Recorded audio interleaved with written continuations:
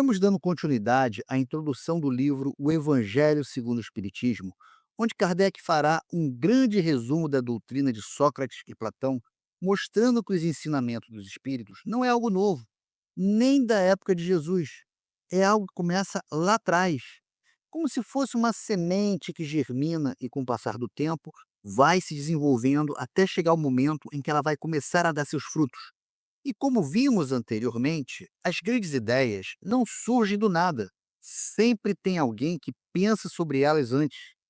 Sócrates e Platão foram como preparadores para o cristianismo e o espiritismo. Eles já falavam de coisas parecidas, como a imortalidade da alma e a importância de ser bom. Kardec queria mostrar que o espiritismo não é uma coisa isolada. Ele tem ligações com outros pensamentos importantes do passado. Que Sócrates, Jesus e o Espiritismo ensinam têm muita coisa em comum. Allan Kardec, em O Evangelho segundo o Espiritismo, busca, nesta parte em que ele faz o resumo da doutrina de Sócrates e Platão, estabelecer um diálogo entre a doutrina espírita e as diversas correntes de pensamento, buscando pontos de convergência. Um exemplo crucial é a abordagem da natureza da alma, onde ele recorre à filosofia de Sócrates e Platão. Vamos analisar um trecho específico que ilustra essa conexão. O homem é uma alma encarnada. Antes da sua encarnação, existia unida aos tipos primordiais das ideias do verdadeiro, do bem, do belo. Separa-se deles, encarnando e recordando o seu passado. É mais ou menos atormentada pelo desejo de voltar a ele. Antes da gente fazer uma análise mais profunda desse trecho do Platão, vamos entender o contexto. Sócrates, mesmo sem ter deixado escritos próprios, influenciou profundamente o pensamento ocidental. Suas ideias, conhecidas principalmente pelos registros de seu discípulo Platão, destacavam a importância da alma como centro da razão e da moralidade humana. Para Sócrates, a alma era imortal, transcendendo a existência física, e a busca pelo autoconhecimento era o caminho essencial para alcançar a virtude, ou seja, a conduta ética e correta. Platão, por sua vez, desenvolveu a teoria das ideias ou formas. Imagine um mundo perfeito, distinto do nosso mundo material, distinto do nosso mundo dos homens, onde residem as versões ideais e eternas de tudo. A beleza em sua forma pura, a justiça perfeita, a verdade absoluta. Platão chamou essas versões perfeitas de ideias. Segundo ele, a alma humana existia antes da encarnação de um corpo físico.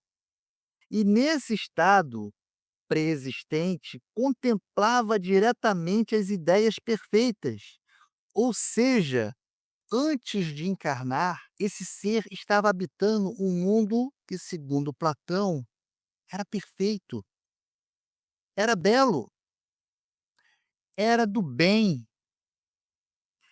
E ao nascer e habitar um corpo, a alma experimenta uma espécie de esquecimento dessas ideias, mas conserva uma vaga lembrança desse mundo perfeito, desse mundo idealizado.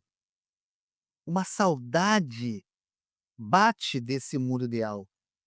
E dessa nostalgia inata, nessa busca por algo que parece perdido, impulsiona os seres humanos a perseguirem o conhecimento, a bondade e a beleza em suas vidas, como se estivessem tentando reencontrar uma conexão perdida com a sua origem perfeita. Em resumo, tanto para Sócrates quanto para Platão, a alma representa a parte mais essencial do ser humano, dotada de imortalidade e intrinsecamente ligada a um plano de existência superior. Então, Kardec já começa falando: o homem é uma alma encarnada.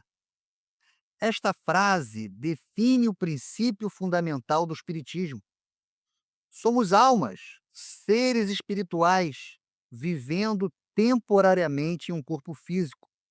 Kardec usa essa premissa para estabelecer a base da discussão sobre a imortalidade e a natureza da alma. Antes da sua encarnação, existia unida aos tipos primordiais das ideias do verdadeiro, do bem e do belo.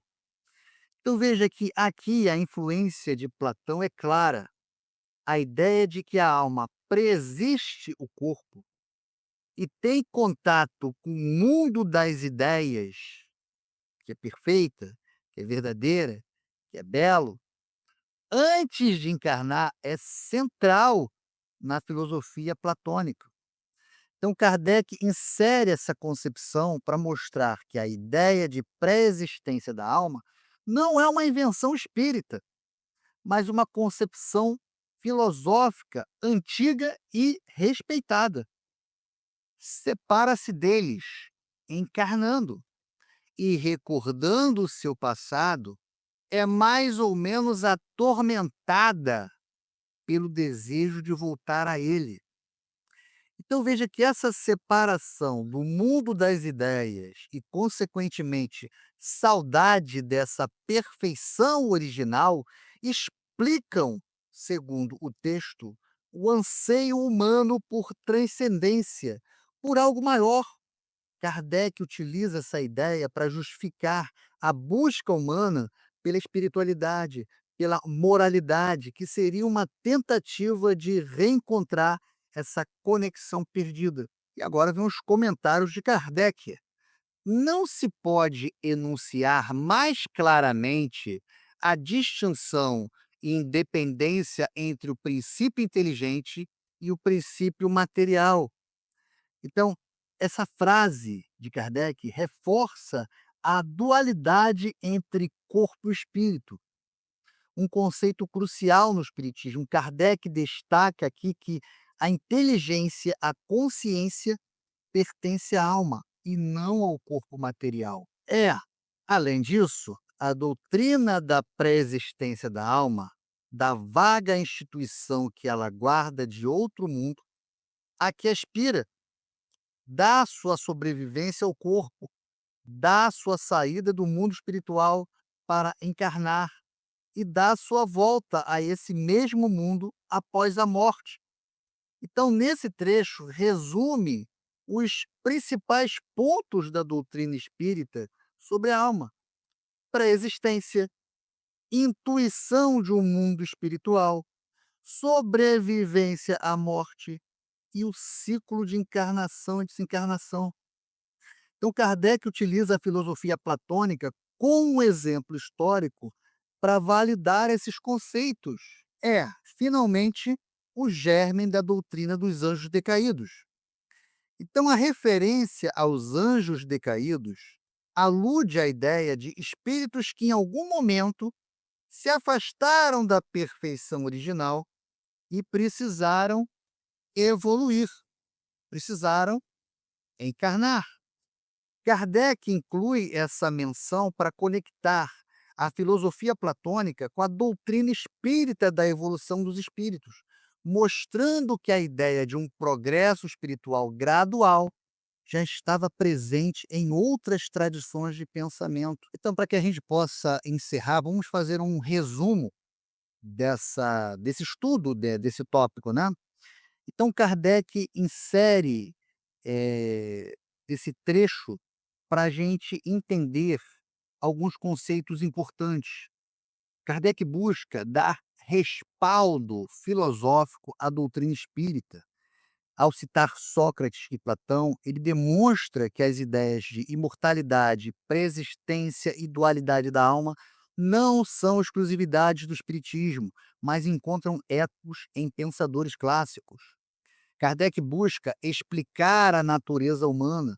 A saudade do mundo espiritual explicaria a busca humana por transcendência e moralidade. E, finalmente, ele busca conectar diferentes tradições de pensamentos. A menção aos anjos decaídos liga a filosofia platônica à doutrina espírita através da evolução espiritual. O trecho apresentado resume a filosofia de Sócrates e Platão sobre a alma, destacando sua natureza imortal e pré-existente. Kardec o incluiu para corroborar a doutrina espírita da imortalidade da alma e da reencarnação, mostrando que a ideia de uma alma que existe antes do corpo e ele retorna após a morte não era nova, encontrando ressonância em pensadores clássicos. Essa conexão com a filosofia grega antiga fortalece a base da doutrina espírita, oferecendo um respaldo filosófico à compreensão da natureza espiritual do ser humano e sua jornada evolutiva através de múltiplas existências. A passagem também aborda a saudade da alma, de sua origem espiritual, um tema central do Espiritismo que explica o anseio humano por transcendência e perfeição.